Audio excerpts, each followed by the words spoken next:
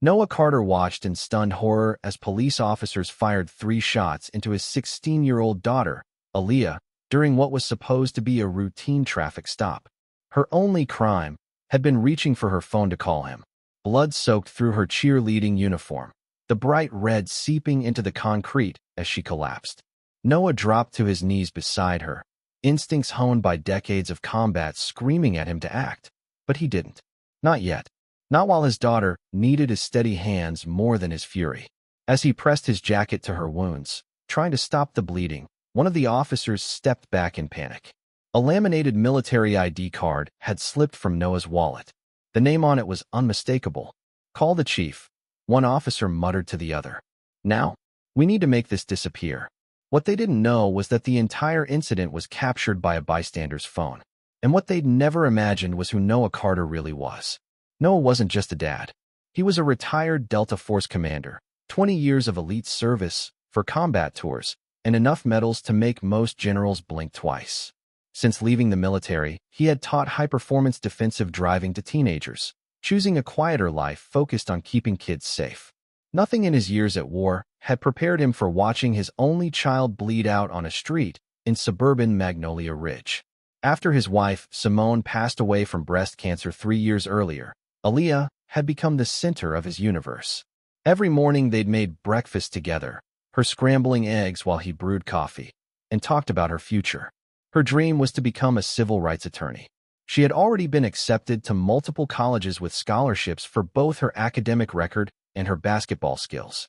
Noah kept every one of her acceptance letters posted on the fridge. They'd chosen Magnolia Ridge for its reputation.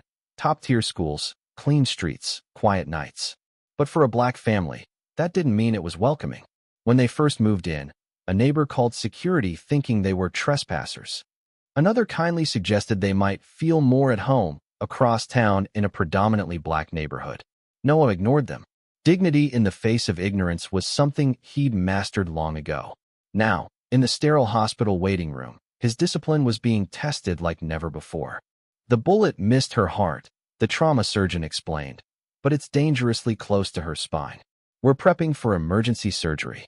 Noah barely registered the nurse who flinched when he approached the desk for updates. At 6 feet 2 inches and still built like the operator he once was, his presence unsettled people who didn't know him. But someone did know him. Colonel Matthew Braddock, his former commanding officer, arrived in full uniform. "Those bastards shot your baby girl," Braddock whispered, pulling Noah into a firm hug. "I've already got military legal counsel on it. We're going scorched earth."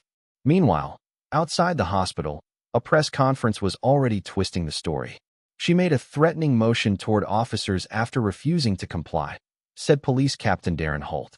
A photo of Aaliyah, digitally darkened and paired with a stock image of a knife, flashed across the screen. They claimed she had a weapon.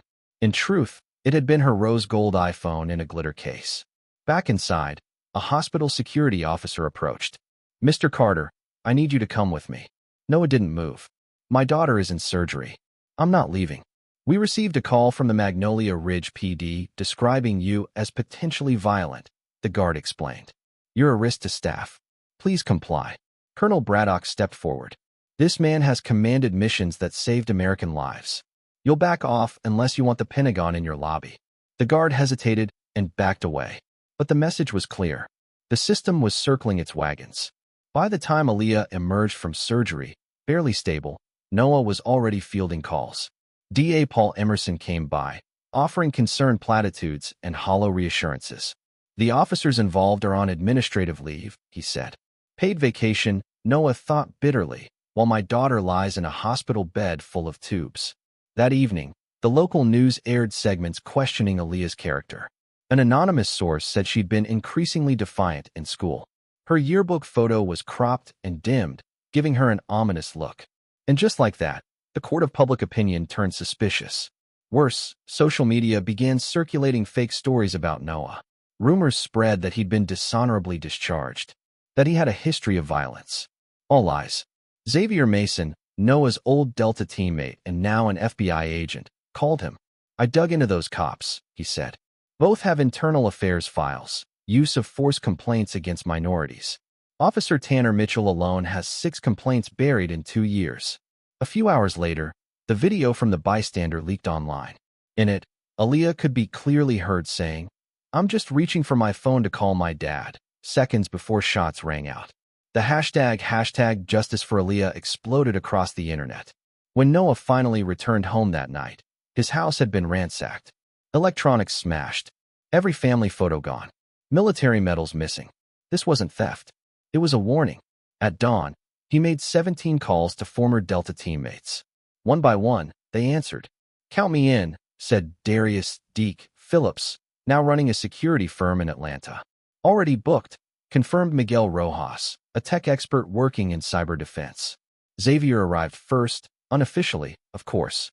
"I'm just visiting an old friend," he told hospital staff with a smile. Within days, they discovered that Aaliyah's blood work from admission had been accidentally destroyed. Witnesses from the shooting reported that plainclothes officers had visited them, clarifying their statements. Then came the worst moment yet. "Dad," Aaliyah whispered when she finally woke up. "I can't feel my legs." The doctor didn't sugarcoat it. "It might be temporary. It might not. We won't know for weeks." Meanwhile, Xavier's girlfriend, a lab technician, found more anomalies. The hospital had falsified her medication records. Aaliyah had been given codeine despite it being flagged as an allergy. She went into anaphylactic shock. Nearly died, again. Miguel hacked into the Magnolia Ridge PD's servers.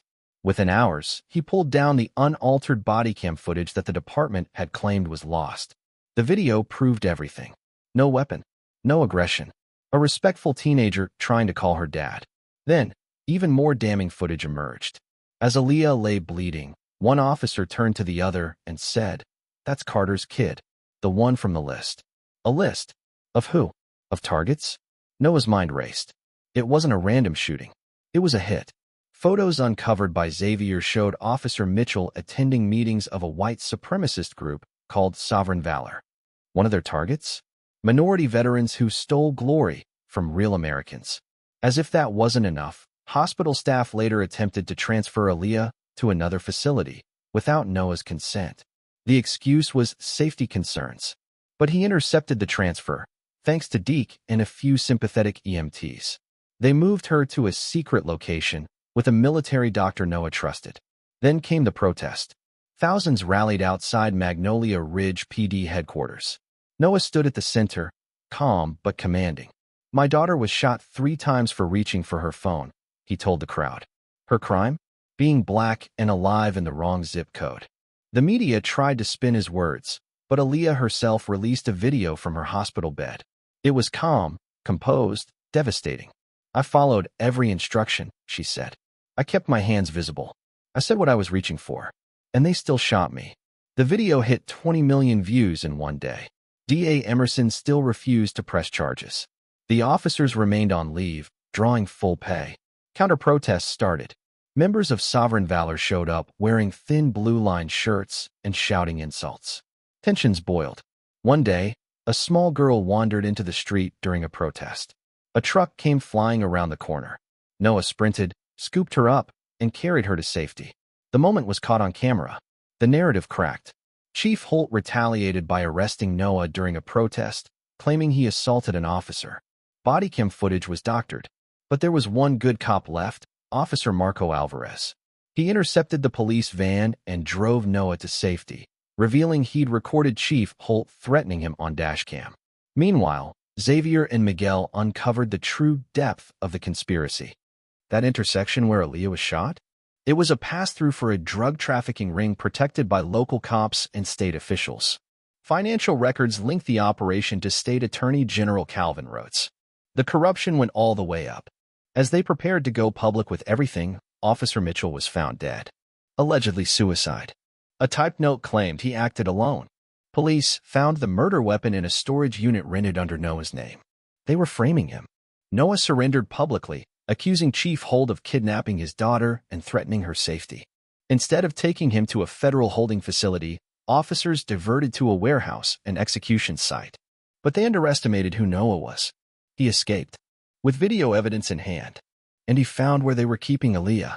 The rescue was textbook precision. Drones, misdirection, thermal imaging. Noah carried Aaliyah from the building, only to be confronted by Holt and his fixer, Detective Grant. Every word of their confrontation, Holt's admission to murder, cover-ups, and the trafficking was live-streamed by Miguel. State police stormed the building moments later. The system finally cracked. Holt, Rhodes, and 15 others were arrested. Charges included racketeering, conspiracy, attempted murder. Xavier was reinstated at the FBI. Sarah Lynn, the journalist who helped break the story, became a national figure. And Aaliyah? She began walking again. Slowly, painfully, but walking.